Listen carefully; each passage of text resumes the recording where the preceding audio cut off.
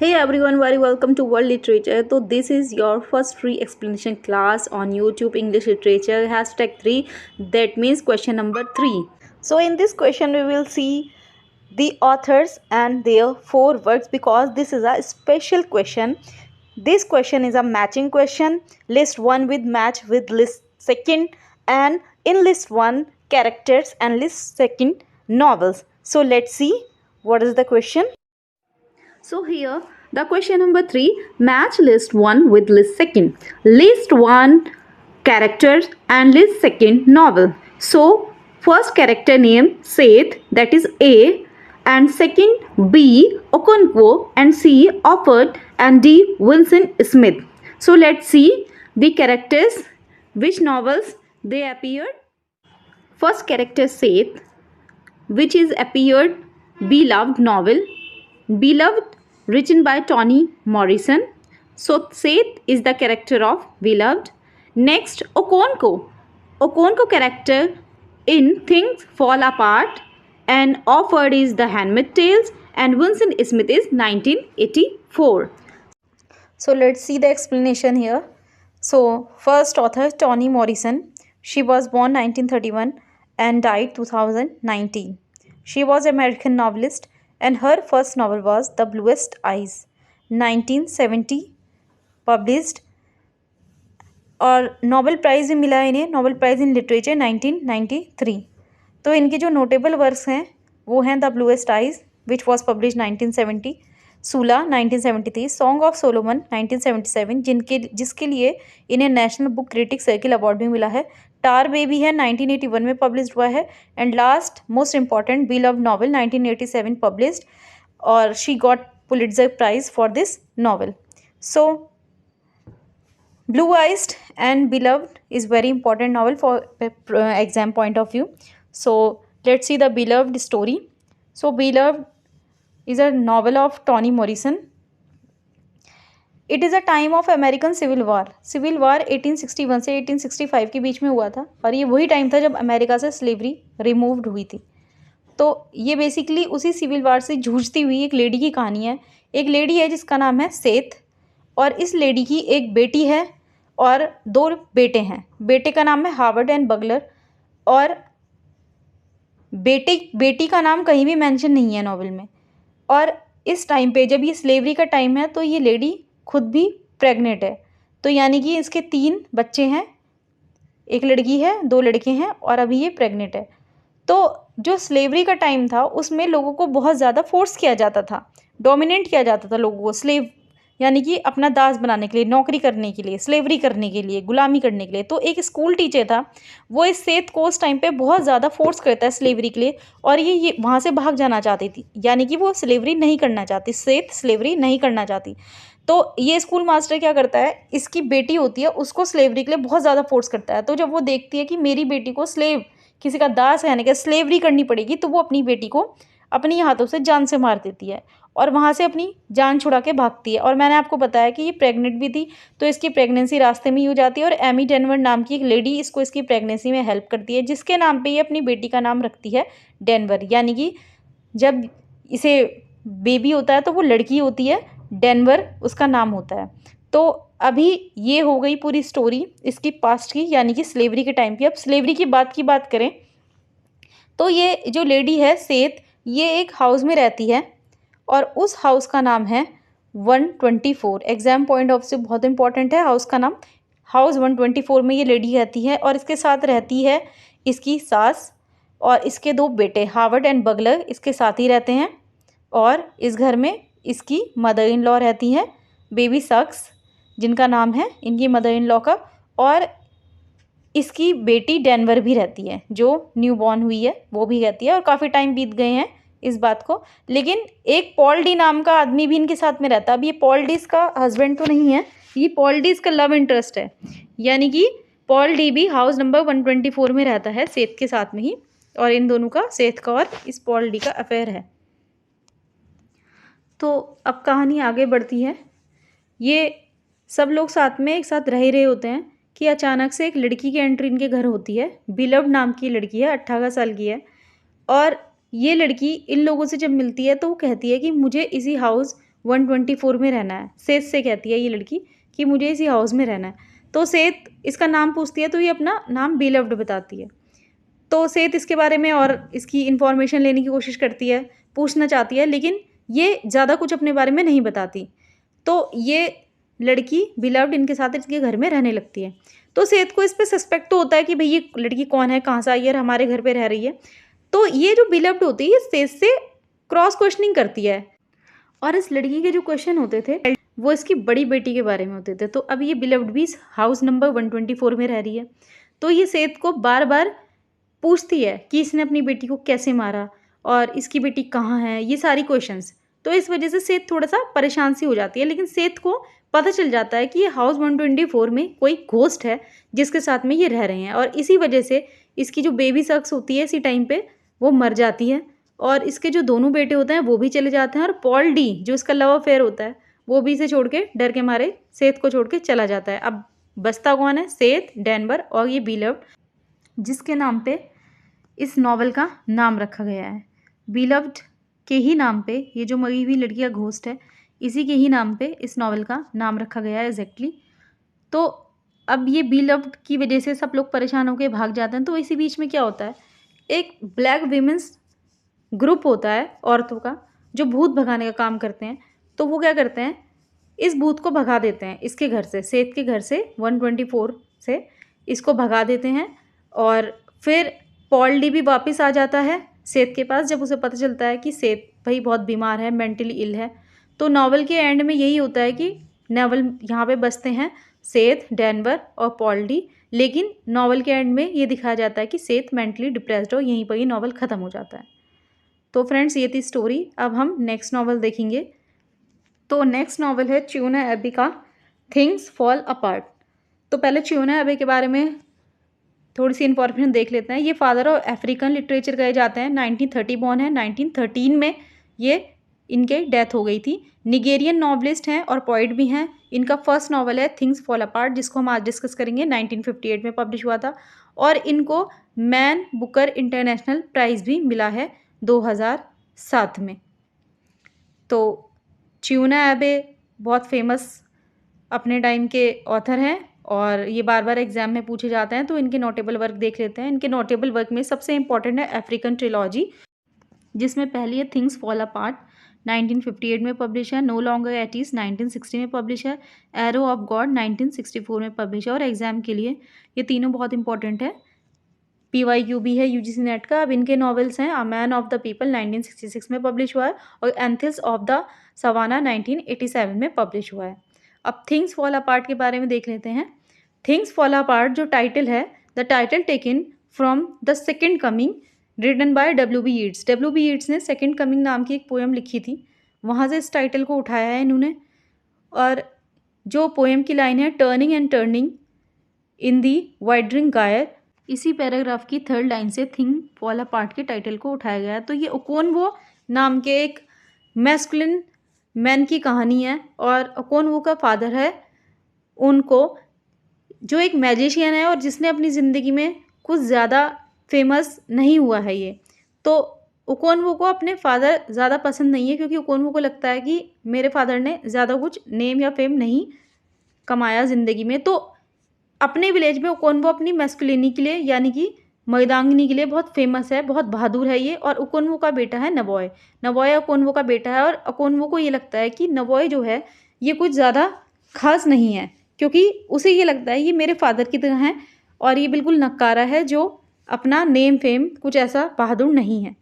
तो इसी बीच में क्या होता है, एक इकेमे फना नाम का लड़का होता है 15 साल का, जिसके मम्मी पापा नहीं होते या मर जाते हैं। तो ये आ जाता है इनके गांव में। तो ये ओकोनवो के साथ रहने लगता है।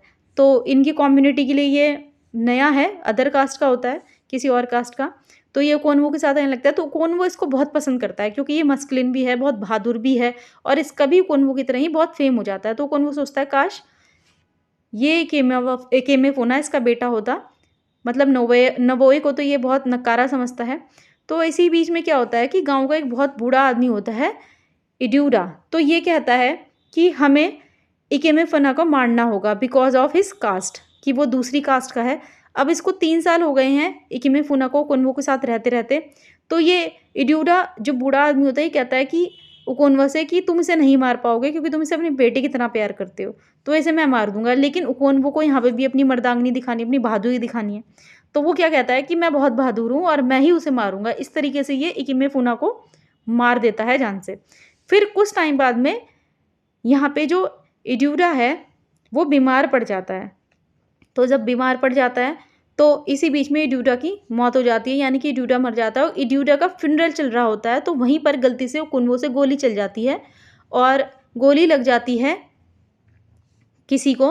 और इसी वजह से, गोली लगने की वजह से, ये इड्यूरा है, इसका जो बेटा है, इसके बेटे को बेसिकली गोली लग जाती है, इड्यूरा के बेटे को, और इसका बेटा मर जाता है। और फिर गाँव वाले इस ओकोनवो को सज़ा सुना देते हैं। इड्यूरा का बेटा जो मरता है तो गाँव वाले ओकोनवो को सज़ा सुनाते हैं कि उसे क्या करना होगा कि 7 साल के लिए गाँव को छोड़ के जाना होगा। तो ओकोनवो को बहुत दुःख होता है कि उसे 7 साल तक अपने विलेज को छोड़ के जाना पड़ेगा। लेकिन अब वो कर भी क्या सकता है, जाना तो पड़ेगा।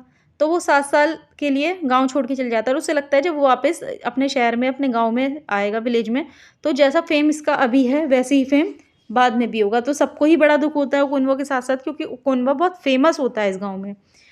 तो अब क्या होता है, ओकोनवा चला जाता है, ओकोनवा को 7 साल बीत जाते हैं। तो ओकोनवा फिर वापस अपने गाँव में आता है। वो सोचता है जैसे पहले मेरा गाँव था वैसे ही होगा। लेकिन इस बीच में क्या होता है कि इस गाँव में अंग्रेज आना शुरू कर देते हैं। तो अंग्रेज वहाँ पे अपने क्रिश्चियंस रिलीजन को इन लोगों को बताते हैं और उनको कहते हैं कि आप क्रिश्चियन रिलीजन को अडॉप्ट करो। मिस्टर ब्राउन नाम का एक अंग्रेज होता है, तो वो यहाँ पर बहुत ज़्यादा डेवलप कर देता है, स्कूल खुलवाता है और अस्पताल भी बनवा देता है। तो बहुत ज़्यादा डेवलप हो जाता है। तो ओकोनवो को देख के हैरानी होती है कि अब ओकोनवो का वो नेम फेम नहीं है। तो अब मिस्टर ब्राउन की जगह यहाँ पर गांव में आ जाता है रिवर्ड स्मिथ नाम का एक और अंग्रेज। तो ये रिवर्ड स्मिथ थोड़ा एटीट्यूड वाला था, तो इसकी थोड़ी कम बनती थी इस विलेज के लोगों से। तो क्या होता है, यहाँ के सारे कम्युनिटी वाले, कास्ट वाले मिलके क्या करते हैं, एक चर्च होता है जो अंग्रेजों ने बनवाया था, उसे मिलके जला देते हैं। तो जब इस बात की खबर रिवर्ड स्मिथ को चलती है, रिवर्ड स्मिथ क्योंकि इस मतलब इन गांव के लोगों से थोड़ा खटपट उसकी रहती थी, तो जब रिवर्ड स्मिथ को इस बारे में पता चलता है इन्होंने चर्च जलाया, तो इनकी कंप्लेन की जाती है। तो कमिश्नर से इनकी कंप्लेन की जाती है।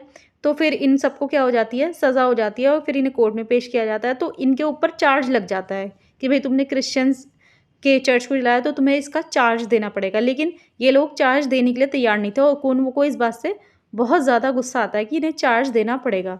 तो इसी टाइम पे कोर्ट से एक अंग्रेज आता है और जो कोर्ट से अंग्रेज आया हुआ होता है, ओकोनवो से जान से मार देता है। और जब वो उसे जान से मार देता है तो फिर वहाँ पर कमिश्नर खुद आ जाते हैं और कमिश्नर देखते हैं कि, और इस बात की खबर वहाँ के कमिश्नर को पता चल जाती है और सारा गांव जो होता है वो ओकोनवो से अलग हो जाता है, क्योंकि कोई भी गोरों से पंगा नहीं लेना चाहता, क्योंकि पहले ऑलरेडी चर्च जलाने के इल्ज़ाम में उनको बहुत ज़्यादा मार खानी पड़ी थी और उनके ऊपर चार्ज भी लगा था। तो ओकोनवो को ये देख के हैरानी होती है कि उसके गाँव के लोग उसी की साइड नहीं है, तो वो वहाँ पर सुसाइड कर लेता है। अब जब वो सुसाइड कर लेता है तो कोई भी गांव वाला उसकी बॉडी को हाथ नहीं लगाता, क्योंकि इस गांव में परंपरा चली आ रही है कि जब भी कोई अपने आप से सुसाइड करेगा तो कोई भी गांव वाला है, कोई भी व्यक्ति उसकी बॉडी को हाथ नहीं लगाएगा। तो अब यहाँ पर कमिश्नर भी आ जाते हैं। तो कमिश्नर को इनकी कम्युनिटी की ये परंपरा देख के बड़ी हैरानी होती है और वो कमिश्नर उस टाइम पर एक बुक लिख रहा होता है। तो उस टाइम पे उस बुक में वो इस बात को भी ऐड कर देता है कि ओकोनवो नाम के एक आदमी ने इन लोगों के लिए इतना सेक्रीफाइस किया और उसके बाद भी इन लोगों ने उसकी बॉडी को हाथ नहीं लगाया, क्योंकि उनकी ये परंपरा है। तो कमिश्नर जिस बुक को लिख रहा होता है वो एक नाइजेरियन लोगों पे बुक लिख रहा होता है और उस बुक का नाम होता है the pacification of the primitive tribes of the lower Niger. और यहीं पर ही ये नावल आपका ख़त्म हो जाता है। तो बेसिकली कमिश्नर जो बुक लिख रहा होता है वो नाइजीरियन लोगों पे लिख रहा होता है। तो आपको ये पॉइंट इंपॉर्टेंट है, याद रखना है। तो फ्रेंड्स, अब जो नेक्स्ट ऑथर और नावल हम डिस्कस करने वाले हैं वो है मार्गरेट एटवुड का द हैंडमेड्स टेल। तो होप सो कि पिछले 2 नावल और ऑथर आपको बोर नहीं किए होंगे। मैंने अपनी तरफ से बहुत एफर्ट्स डाले हैं इसे बनाने में और इसे आपको समझाने में। तो मार्गरेट एटवुड की एज अभी 84 है। ये 1939 बॉर्न है और मार्गरेट एटवुड एक कैनेडियन पोइट हैं और नॉवलिस्ट हैं। इनकी फर्स्ट पोइट्री बुक है डबल परसेफन 1961 में पब्लिश हुई है और जो इनका फर्स्ट नावल है वो है द एडिबल वुमेन। तो ए डिविल वुमेन इनका फर्स्ट नॉवल है, बहुत इंपॉर्टेंट है, 1969 में पब्लिश हुआ है।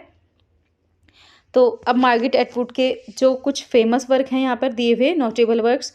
पहला है सरफेसिंग, 1972 में पब्लिश हुआ है और बहुत इंपॉर्टेंट भी है एग्जाम के लिए। बार बार एग्जाम में से इससे क्वेश्चन आते हैं, चाहे नेट के एग्जाम में आए, सेट के एग्जाम में आए। सेकेंड है द हैंडमेड टेल, 1985 में पब्लिश हुआ है, जिसे आज अभी हम देखेंगे इसमें क्या होता है। थर्ड है कैट्स आई, 1988 में पब्लिश है। फिर है एलाइस ग्रेस, 1996 में पब्लिश है। देन है नंबर 5 द ब्लाइंड एशियन, 2000 में पब्लिश हुआ है ये नॉवल, 2000 में। सिक्स्थ है ओरिक्स एंड क्रैक, 2003 में पब्लिश हुआ है। सेवेंथ है द टेस्टामेंट, 2019 में पब्लिश हुआ है, बहुत इंपॉर्टेंट भी है, क्या पता इसमें आगे एग्जाम में क्वेश्चन आए, क्योंकि अभी ये रिसेंट इनका नॉवल है 2019 का। तो मार्गरेट एटवुड ने हैंडमेड टेल्स लिखा है, तो इसे बुकर प्राइज़ मिला है 1986 में इस नॉवल को लिखने के लिए। और ये एक डिस्टोपियन नॉवल है और एक फिक्शन भी है। डिस्टोपियन नॉवल वो होते हैं जो अपोजिट होते हैं। अपोजिट कैसे, जैसे अटोपिया है, तो अटोपिया जो नॉवल है वो एक अच्छा सिटी के बारे में प्रेजेंट करता है, एक गुड सिटी को दिखाता है। और जो डिस्टोपियन होता है वो उसके अपोजिट होता है, यानी कि यहाँ पर सब खराब रहता है, जहाँ पर हर चीज़ की भुखमरी होगी या हर चीज़ की गरीबी होगी, है ना। तो ये सारी चीज़ें जिसमें हो वो डिस्टोपियन नॉवल होता है, फिक्शन होता है। तो इसकी एक प्रोटैगनिस्ट हैं नॉवल की, ऑफर्ड नाम है जिनका, और यही इस नॉवल की नरेटर भी हैं। तो ऑफर्ड बेसिकली यहीं से ही क्वेश्चन आया था, तो इसमें आपके लिए बस इतना जानना ज़रूरी है कि ऑफर्ड ये इसकी प्रोटैगनिस्ट है और नरेटर भी हैं। और जो ये नॉवल है वो एक बहुत डिस्टोपियन नॉवल है, बहुत ख़राब चीज़ें इसमें दिखाई हुई हैं, हार्ड चीज़ें। तो नेक्स्ट नॉवल अपना डिस्कस करेंगे हम 1984, जो जॉर्ज ऑरवेल ने लिखा है। तो friends, George Orwell postmodernism age से बिलोंग करते हैं, बहुत इंपॉर्टेंट ऑथर हैं। 1903 में इनका बॉर्न हुआ है और 1950 में डाइड है ये। इनका जो फुल नेम है, पूरा नाम है, एरिक आर्थर ब्लेयर है। एरिक आर्थर ब्लेयर इनका पूरा नाम है। इंग्लिश नॉवलिस्ट हैं, एसेइस्ट हैं, जर्नलिस्ट हैं और क्रिटिक भी हैं ये। फर्स्ट मेमोर है इनका down and out in Paris and London, 1933 में पब्लिश हुआ है, इंपॉर्टेंट है, फर्स्ट मेमोर है। फर्स्ट नॉवल है बर्मीज डेज, 1934 में पब्लिश हुआ है। एंड ऐसे फेमस है इनका वाई आई राइट, 1946 में पब्लिश हुआ है। ऑल्दो इन्हें नोबेल प्राइज़ भी मिला हुआ है लिटरेचर में 1993 में। और इनके जो बहुत फेमस वर्क हैं, नोटेबल वर्क्स हैं, वो हैं down and Paris and London 1933, the road and Wigan Pier 1937, homage to Catalonia 1938, animal farm 1945 और 1949 में पब्लिश हुआ है। एनिमल फार्म 1984 बहुत ही फेमस और बहुत ही इम्पॉर्टेंट है। तो देख लेते हैं 1984 को। तो ये नॉवल डिस्टोपियन नॉवल है, एक सटायरिकल भी है, पॉलिटिकल नॉवल भी है और सोशल रिफॉर्म भी है। पब्लिश है 1949 में। So it is set in Oceania where society is tyrannised by party of the totalitarian ideology. तो टोटलियन आइडियोलॉजी का एग्जाम्पल भी है ये, इसमें देखने को मिलता है। ऑल्दो इसमें कैरेक्टर्स हैं विंसेंट स्मिथ, जो इस नॉवल के प्रोटैगनिस्ट भी हैं, मेंबर ऑफ आउटर पार्टी भी हैं। और ये जो विंसेंट स्मिथ है ये एक मिनिस्ट्री के लिए काम करते हैं, मिनिस्ट्री ऑफ ट्रूथ। तो मिनिस्ट्री ऑफ ट्रूथ के लिए काम करते हैं। और इसके अलावा जूलिया है, जो लवर है विंस्टन की, यानी कि विंसेंट स्मिथ और जूलिया एक दूसरे के साथ लव अफेयर में एक दूसरे से प्यार करते हैं। इसके अलावा ओब्राइन नाम का एक मेंबर ऑफ इनर पार्टी का यहाँ पर कैरेक्टर आपको देखने को मिलेगा। एक इमोनियल गोल्डस्टीन नाम का फॉर्मर लीडर आपको देखने को मिलेगा। और एक सबसे इम्पॉर्टेंट कैरेक्टर है बिग ब्रदर का। तो ये बिग ब्रदर यहाँ की सब पे नज़र रखने वाला एक कैरेक्टर है। शहर में जो कुछ हो रहा है, जो घटनाएं घट रही हैं, वो अच्छी हैं, बुरी हैं, कैसी भी हैं, सब इसके कंट्रोल में होना चाहिए, बिग ब्रदर के कंट्रोल में। तो बेसिकली ये जो बिग ब्रदर है ये अपने कंट्रोल में, होल्ड में सारी चीज़ें रखना चाहता है। तो यही टोटलियन सोसाइटी का एग्जाम्पल भी है। तो यहाँ पर आपको कुछ पार्टीज़ देखने के लिए मिलेंगी। पार्टीज़ कौन सी parties? Inner party, outer party, prole parties, और कुछ पॉपुलर टर्म्स भी देखने को मिल सकती हैं।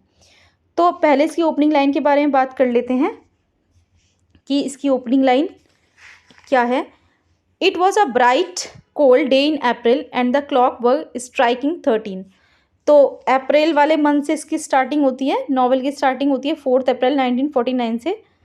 तो अब आप आगे इस नॉवल में देखेंगे कि कैसे कोई सोसाइटी आप पे रूल करती है, और इस हद तक रूल करती है कि आप अपनी मर्ज़ी से ना बैठ सकते, ना उठ सकते, ना खा सकते, ना पी सकते हैं, और ना कहीं चल सकते हैं और ना जा सकते हैं।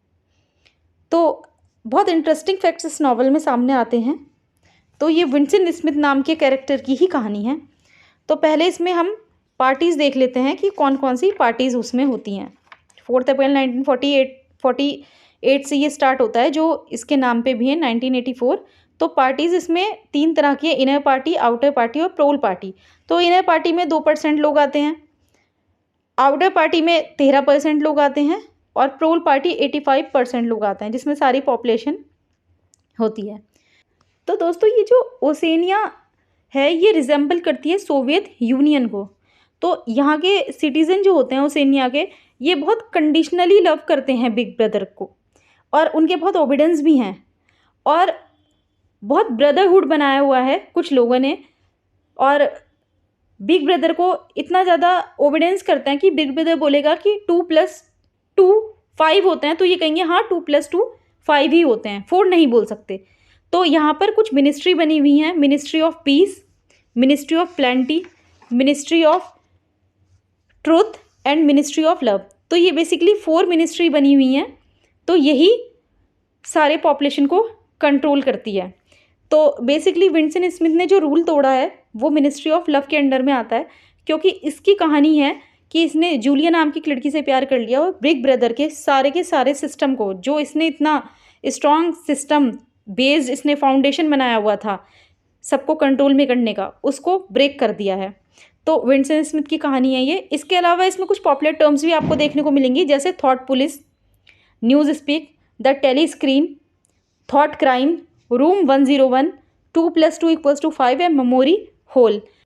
तो एक इस बिग ब्रदर का इतना खौफ यहाँ के लोगों में है, और वो इतने आज्ञाकारी हो गए हैं कि अगर बिग ब्रदर कहेगा 2 + 2 = 5 है तो वो मानेंगे, अगर कहेंगे 4 तो वो इस बात को बिल्कुल भी नहीं मानेंगे कि 2 + 2 4 होता है ही नहीं है जी, 5 ही होता है। तो इस तरह का खौफ बिग ब्रदर ने यहाँ के लोगों में पूरे में भरा हुआ है। लेकिन इसी बीच विंसेंट स्मिथ अपनी गर्लफ्रेंड जूलिया के साथ प्यार में पड़ के ओसेनिया के सारे रूल को ब्रेक कर देते हैं, और ट्रैप्ड हो जाते हैं वो मिनिस्ट्री ऑफ लव के साथ, क्योंकि मिनिस्ट्री ऑफ लव यहाँ के सारे प्यार करने वालों को देखती है। तो बिग ब्रदर को पता चल जाता है। तो अब क्या करेगा भाई विंसेंट स्मिथ? तो ये पार्टी लोगों को ये कहती है, मिनिस्ट्री ऑफ लव, कि भाई इन्होंने बहुत बड़ा अपराध कर दिया है, क्योंकि इन्होंने बिग ब्रदर के रूल्स के अगेंस्ट काम किया है। तो इस पार्टी के कुछ स्लोगन्स भी हैं, मैं आपको बता देती हूँ, जैसे वॉर इज़ पीस, कि वॉर करना ही इनकी पीस, शांति है। फ्रीडम इज स्लेवरी, अगर आप आज़ाद रहना चाहते हो तो वो आज़ादी नहीं होगी, बल्कि वो आपकी स्लेवरी होगी। एंड इग्नोरेंस इज स्ट्रेंथ, जितना आप चीज़ों को इग्नोर करेंगे, यानी कि जो जो कुछ भी ये लोग बोलेंगे इनके ऑर्डर को मानेंगे, चाहे वो आप मन से चाहे मानना या नहीं, उससे आपको इग्नोर करना है, और इसी से ही आपको स्ट्रेंथ मिलेगी। तो यही थी इस नॉवल की बेसिक थीम। तो आज का सेशन यहीं पर ही होता है ख़त्म। तो मैंने इस वीडियो में बहुत क्रिस्प और क्लियर इन्फॉर्मेशन लाने की कोशिश की है, और अपनी तरफ से पूरे एफर्ट से आपको समझाने की कोशिश की है फ्रेंड्स। ये PYQ है, और एग्ज़ाम में यहाँ से क्वेश्चन बार बार आते हैं, तो आप अपनी नेट JRF की तैयारी अच्छे से करिए। मैं मिलती हूँ नेक्स्ट वीडियो में, तब तक के लिए like share subscribe. Thanks for watching. अपना ध्यान रखिए, टेक केयर।